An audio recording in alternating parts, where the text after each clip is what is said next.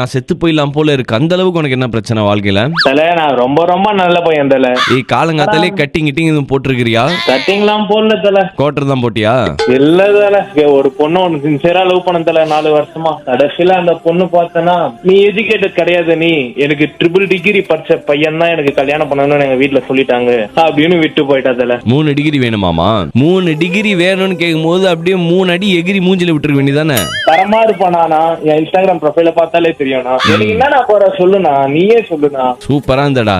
நாட்டுக்கோழிக்கு நகப்பாலிஸ் போட்ட மாதிரி இருக்கிற நீ. உனக்கு கண்டிப்பா நயன்தாரா மாதிரி ஒரு பொண்ணு கிடைக்காது. இருந்தாலும் நயன்தாராக்கு நரம்பு தளர்ச்சி வந்த மாதிரியாவது ஏதாவது ஒரு புள்ள உனக்கு கண்டிப்பா கிடைக்கும்டா. ரொம்ப பிடிக்கும்ண்ணா. என்ன லவ் பண்றேன்றியா? நான் வேணா லேடிஸ் வாய்ஸ்ல பேசவா? பேசுங்கண்ணா அதையாச்சும் கேட்போம். ரொம்ப பிடிச்சவனே. ஐயோ தனிமையில இருக்கிறானா?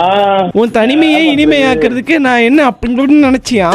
அவளை நினைச்சு கடுப்பா ஒரு பாட்டு எழுதலாமா? எழுதுனா வாடா. டிகிரி கேக்குற மேலையும் கீழையும் பாக்குற. என்ன ஆச்சு ஏண்டி விட்டு போன? உன்னை போல கேவலமான பிறவியதான் நானும் பார்க்கலையே. அதெல்லாம் வேணாம், வராது நம்மளுக்கு.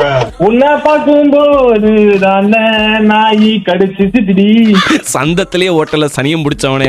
சரி விடு.